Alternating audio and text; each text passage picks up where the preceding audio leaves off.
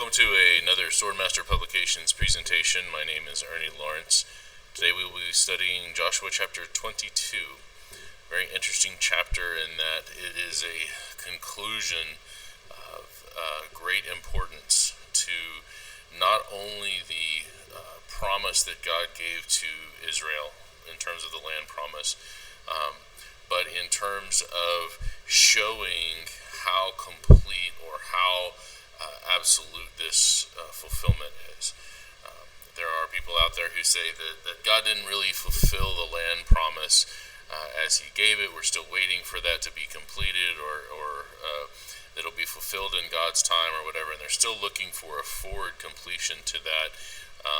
But there's some major problems with that, especially here with this chapter and going back to Numbers 32, where the conditions for the fulfillment of that promise were laid out by Moses. So let's get started. We're going to talk about the 2.5 tribes that are on the other side, on the eastern side of the Jordan, that are not technically in the promised land at all. It says, Then Joshua called the Reubenites and the Gadites and the half tribe of Manasseh, and said unto them, You have kept all that Moses the servant of Jehovah commanded you, and have obeyed my voice in all that I commanded you. You have not left your brethren these many days unto this day, but have kept the charge of the commandment of Jehovah your God. And now Jehovah your God has given rest to your brethren, as he promised them. Therefore now return you, and get you unto your tents, and unto the land of your possession, which Moses the servant of Jehovah gave you on the other side of Jordan. So here you have a declaration that all that was commanded of these tribes has been fulfilled, and it is okay to go home. So I'm going to go back to Numbers 32, and I want to talk a little bit about the situation where the Reubenites and the Gadites and half of Manasseh are saying, hey, we want this land over here. We don't want to go across the Jordan. And Moses actually gets mad at them. If you remember, they they look like they're trying to get out of having to go in and fight and conquer anymore, because they've already conquered, like everybody got together and they already conquered all of this land on this side, including fighting against Og, the giant, the king of Bashan. All of that was completed by all of the tribes. And so it looks like this land that they're going to settle in got the help of everybody, but now Moses is worried that these tribes are going to drop out of helping everybody else get their land. And so he comes at them a little bit about it, and then this is how they respond. We will not return unto our houses until the children of Israel have inherited every man his inheritance. For we will not inherit with them on yonder side Jordan or forward, because our inheritance is fallen to us on this side Jordan eastward. And Moses said unto them, If you will do this thing, if you will go armed before Jehovah to war, and will go all of you armed over Jordan before Jehovah, until he has driven out his enemies from before him, and the land be subdued before Jehovah, then afterward you shall return and be guiltless before Jehovah and before Israel, and this land shall be your possession before Jehovah. So the pronouncement that Moses says is that if you guys will fulfill, if you'll go in the front of the army, if you will fight first, be at the head of the battle, and go into battle until all of the land has been distributed, has been conquered and distributed, and it's all done, then you can go home. And so in Joshua 22, Joshua is saying, you have fulfilled your vow. You have done that which you said you would do. All that Moses has commanded you, all that I have commanded you, go home to your families and rest. And this is a major indication that all of the things that were promised to Israel in terms of the land promise are actually complete at this time. There isn't any more of the land promise that is left to be fulfilled.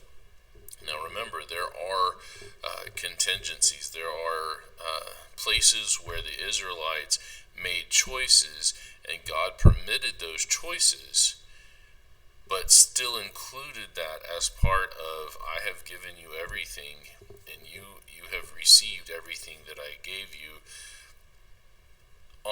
choices, inclusive of those choices that you've made.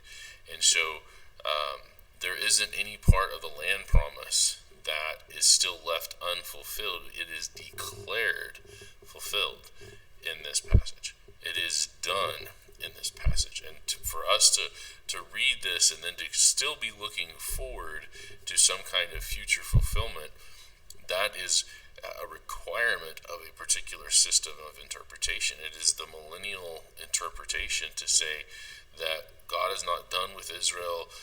God is going to come back and do something more with Israel.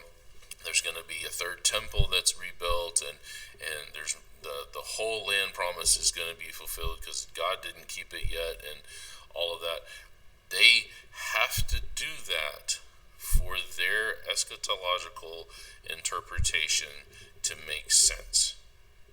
And what it is they have either God being a failure, Jesus coming to earth the first time, and he's going to convert all the Jews, and that's when they were supposed to do it, but the Jews rejected him and said, and so God set up the church as kind of this spiritual stand-in or whatever, but God is eventually going to come back, and then that's when Jesus is going to set up his real earthly kingdom and whatever. None of that's actually in the Bible. God never promises to set up an earthly kingdom under his Son anywhere in Scripture. But when you get into creating that as a system of belief, when you start getting into that system of interpretation, there are things that are required because of that understanding that are contradictory to what we're reading about here. These land promises were fulfilled. We are not expecting anything more from the Jews or the Israelites in the future. We are not worried about whether or not a third temple gets rebuilt. Who knows? They may build one. Right now there's an Islamic mosque standing on the place where the temple is supposed to be. But, maybe some future war comes, they destroy the mosque and they build a temple, and it's supposed to be a Jewish temple. It's not relevant. It doesn't matter because there's nothing in the scriptures that says that this is a prophetic fulfillment that we're still looking forward to.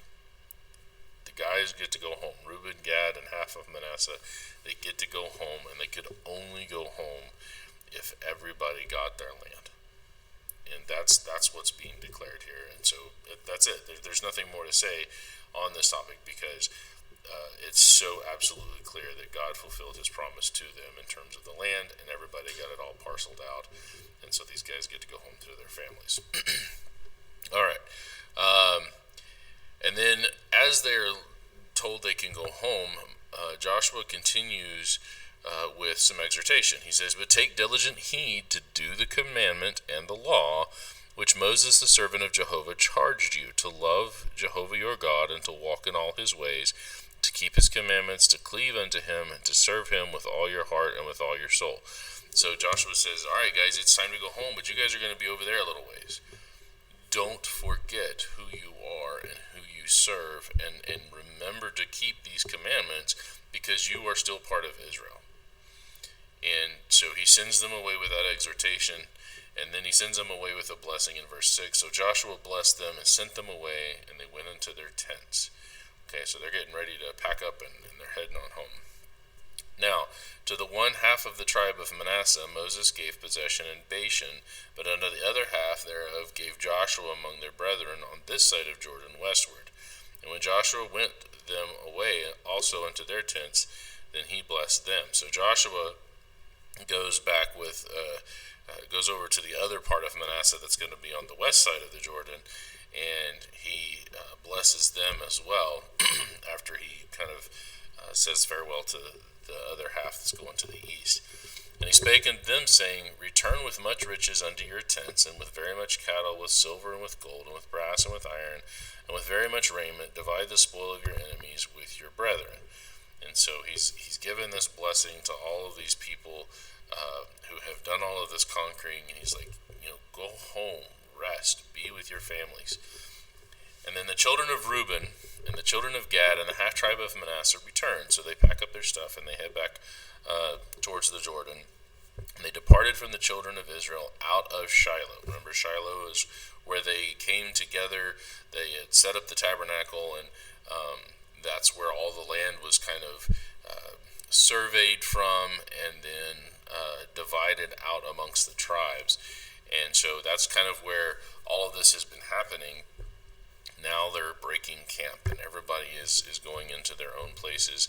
And so they leave Shiloh, which is in the land of Canaan, to go to the country of Gilead, to the land of their possession. Now, Gilead we're going to read a lot about in the coming books, but they're heading back over the Jordan to this country of Gilead, to the land of their possession, whereof they were possessed, according to the word of Jehovah by the hand of Moses.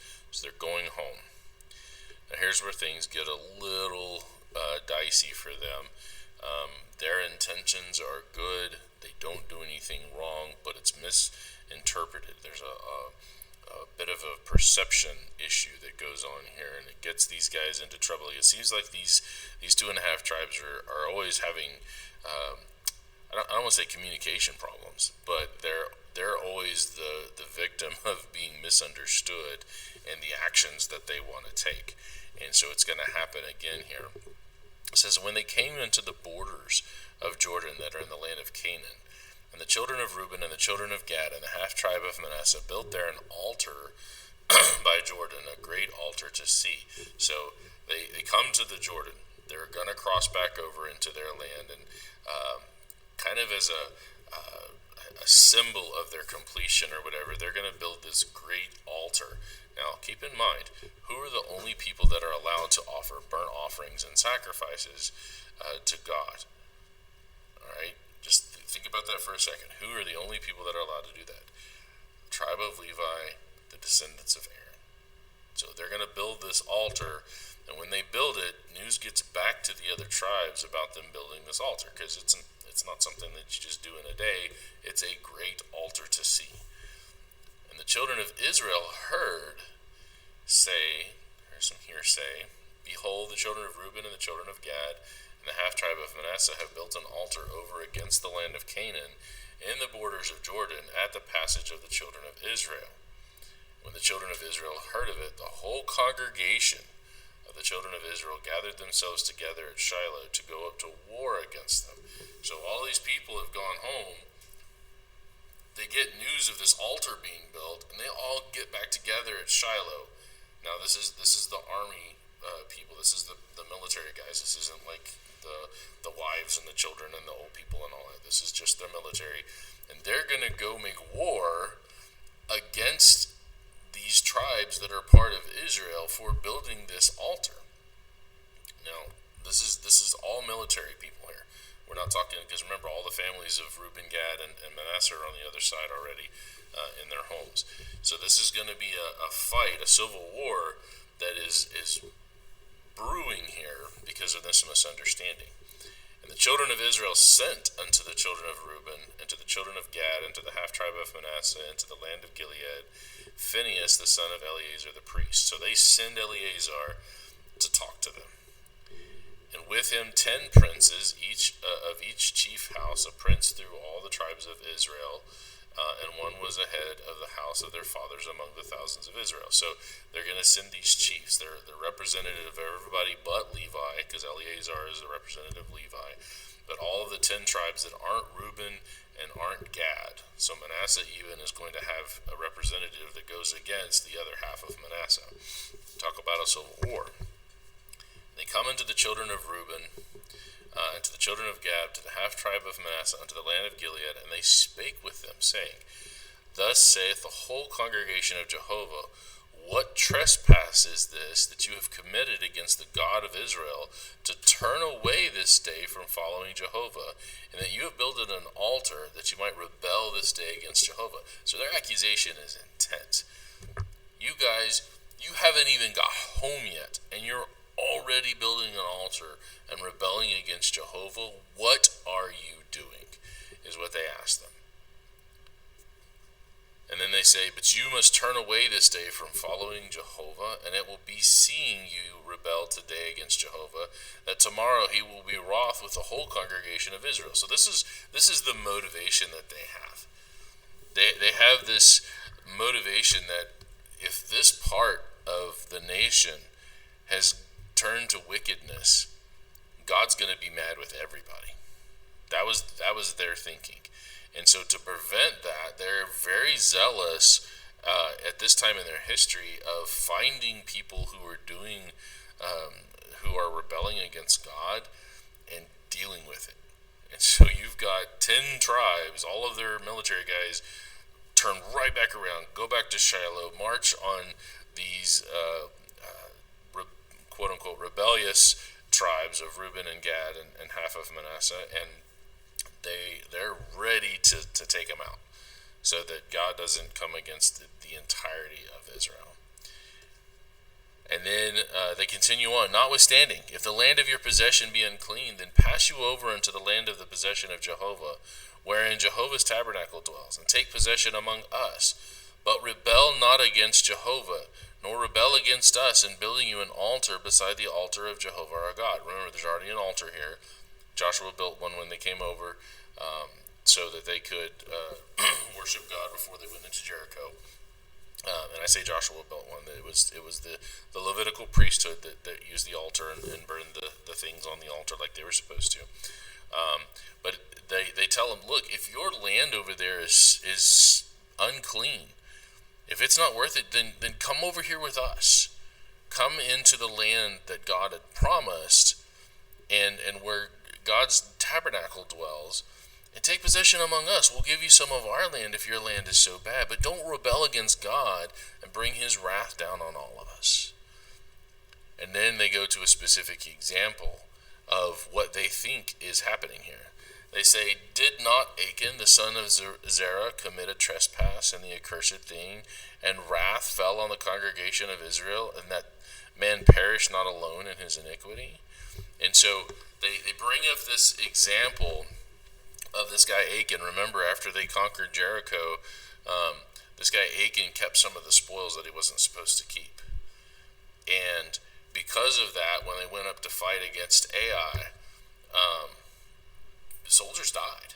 People died because Achan had done wrong and God was not with Israel because they were impure, they were unclean. Until Achan was dealt with. And then after Achan was stoned to death, then they had victory again. And so that's what the Israelites right now are seeing, is there's a part of us that is doing something in rebellion to God. They're not keeping God's commandment, but doing what he told us not to do. And so we got to get rid of it, or God's wrath is going to come on us. They're referring back to that example. And so at least they talked to him first. They didn't just out and out fight, but they are prepared to fight. And so the children of Reuben and the children of Gad and the half tribe of Manasseh answered and said unto the heads of the thousands of Israel, Jehovah God of gods, Jehovah God of gods, he knows, and Israel he shall know. If it be in rebellion or if in transgression against Jehovah, save us not this day, that we have built us an altar to turn from following Jehovah, or if to offer thereon burnt offering or meat offering, or if to offer peace offering thereon, let Jehovah himself require it. And if we have not rather done it for fear of this thing, saying, in time to come your children might speak unto our children, saying, what have you to do with Jehovah God of Israel? For Jehovah has made Jordan a border between us and you, you children of Reuben and children of Gad. You have no part in Jehovah. So shall your children make our children cease from fearing Jehovah.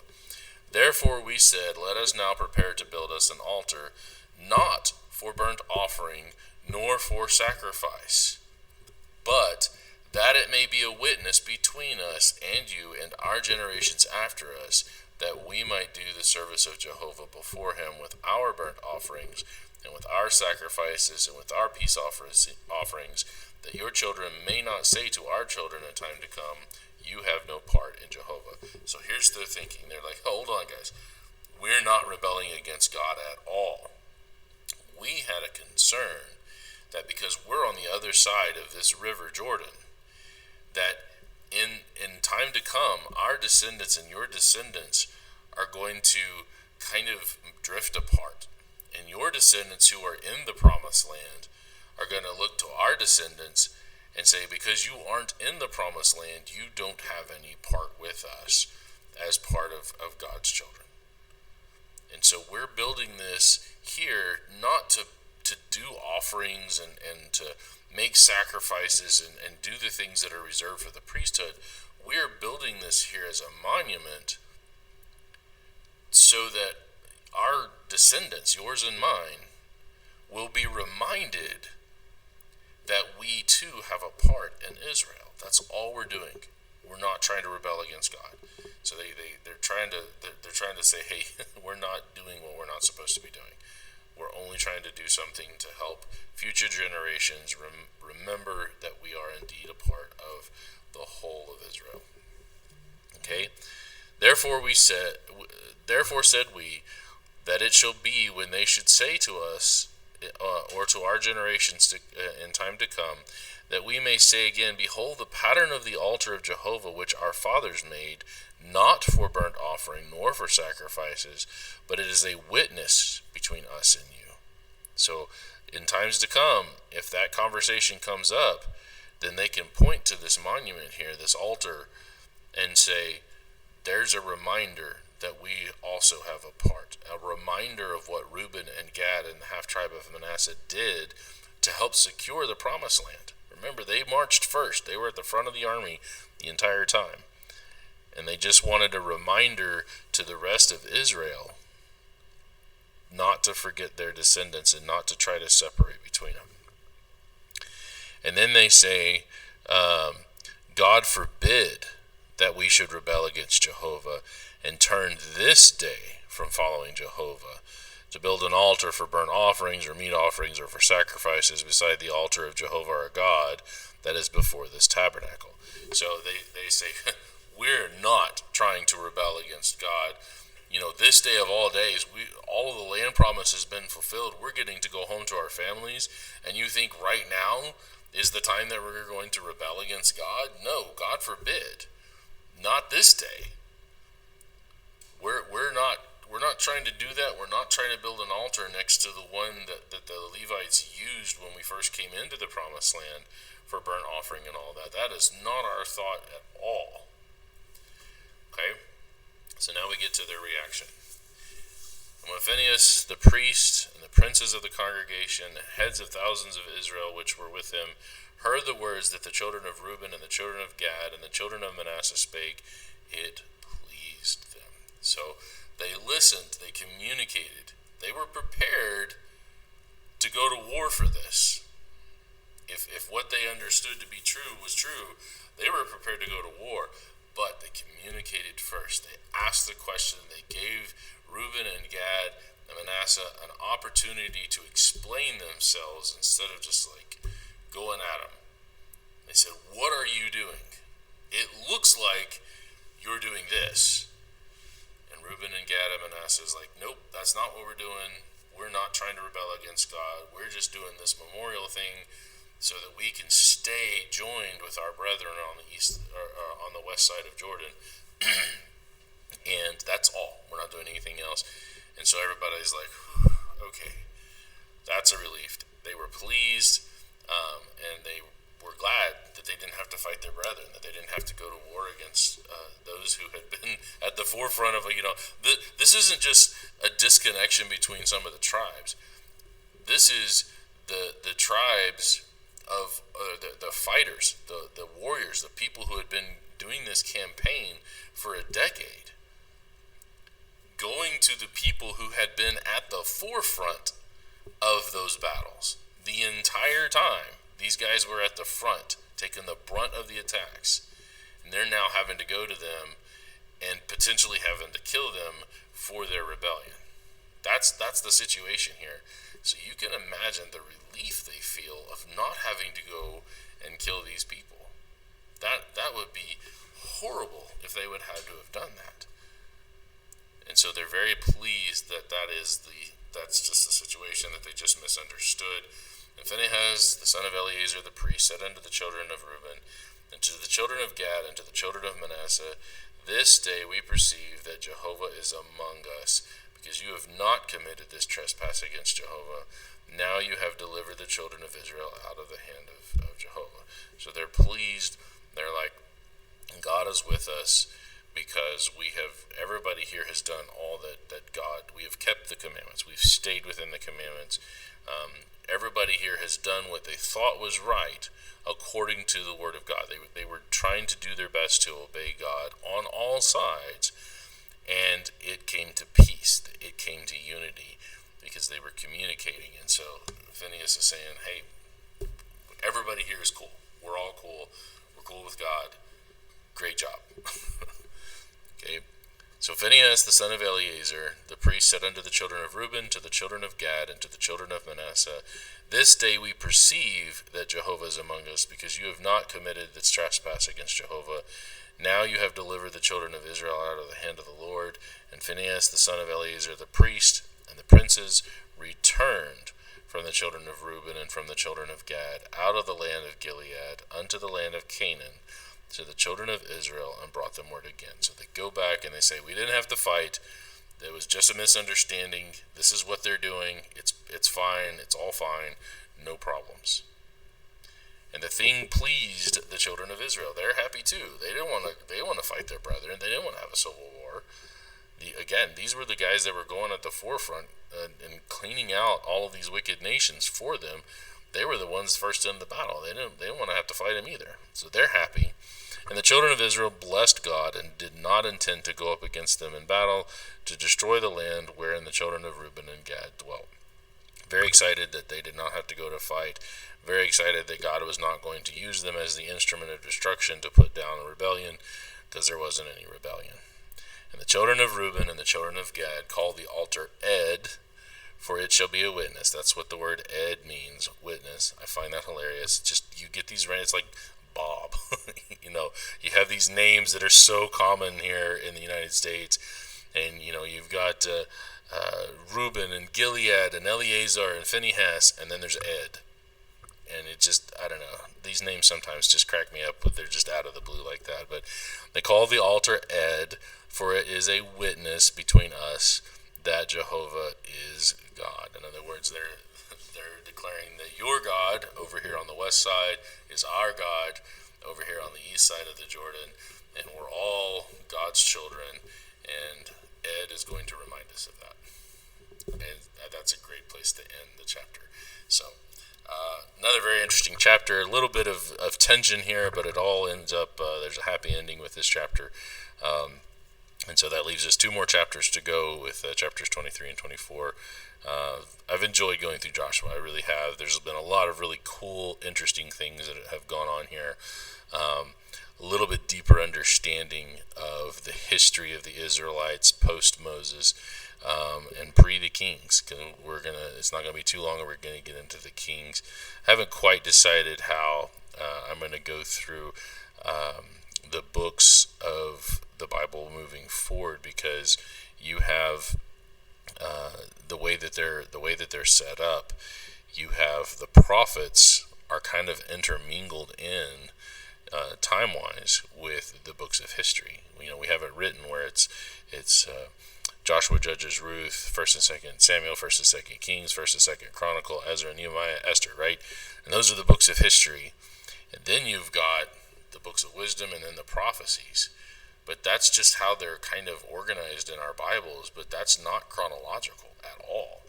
So I haven't quite decided, once we get into the places where things chronologically start mixing up, am I going to do that?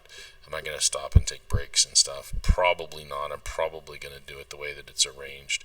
I might do a little bit of a chronological shuffling with individual books, but we'll have to see. So thanks for joining me for another chapter in the book of Joshua.